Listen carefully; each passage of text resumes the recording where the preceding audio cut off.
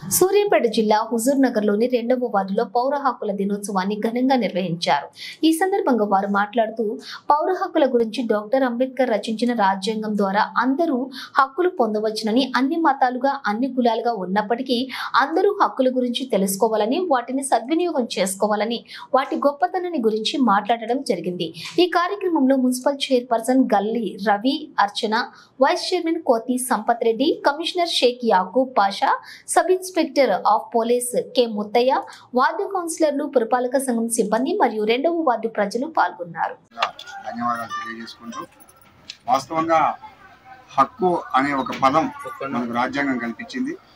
మనం వివిధ కులాలు, వివిధ మతాలుగా మనం ఇక్కడ భారతదేశంలో ఉన్నప్పటికీ అప్పుడున్నటువంటి పరిస్థితుల్లో అణగారిన వర్గాలుగా ఉన్న ఎస్సీ, ఎస్టీ, బీసీలని ఒక హక్కు కల్పించాలి. వారి యొక్క హక్కు బిఆర్ అంబేద్కర్ గారు రూపొందించుకోవడం అది అందరికీ కూడా ఇస్తుందని చెప్పి కొంతమందికి తెలియదు. వాటిలో ఏ హక్కులు ఉన్నాయి, ఏం అడగాలి, ఏం చేయాలని లేకపోతే దాని మీద సరైన నాలెడ్జ్ లేకనో తెలుసుకునే సందర్భాల్లో ఈ రకంగా ఒక అవేర్నెస్ ప్రోగ్రామ్ గా పౌర హక్కుల దినోత్సవాన్ని ఏర్పాటు చేసుకొని ప్రజల్లోకి విస్తృతంగా దీన్ని తీసుకుపోవడం జరుగుతుంది. ముఖ్యంగా ప్రతి మనిషికి, అంటే మన మనిషిగా పుట్టిన తర్వాత కులాలు మతాలు అనేవి కాకుండా మనం అందరం కూడా అన్నదమ్ముల్లాగా కలిసి ఉండాలని చెప్పేసి మనలో ఒక భావన రావాలి. ఎస్సీ ఎస్టీలలో కూడా విపరీతంగా డబ్బు సంపాదించిన వాళ్ళు ఉన్నారు. ఓసీబీసీలలో కూడా డబ్బు లేకుండా ఉన్న వాళ్ళు ఉన్నారు.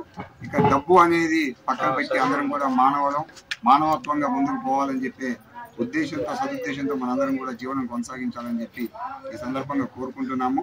అలాగే మనకేదన్నా అన్యాయం గవర్నమెంట్ ఆఫీసులలో కానీ మనం మానుకోవద్దు. ప్రశ్నించడం మన హక్కు. అది ఏం జరుగుతుంది అనేది మీరు తెలుసుకోకుండా, సరైన నాలెడ్జ్ లేకుండా ప్రభుత్వం మీద నిందలేయడం జరుగుతుంది.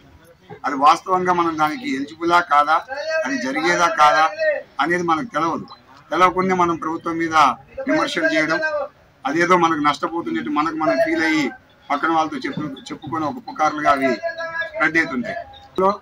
వార్డులలోకి వచ్చినప్పుడు చూసుకోవాల్సింది ఏంటంటే, ఒక అభివృద్ధి కార్యక్రమాలు ఏమైనా జరిగితే 1 రోజు 2 రోజులు 3 రోజులు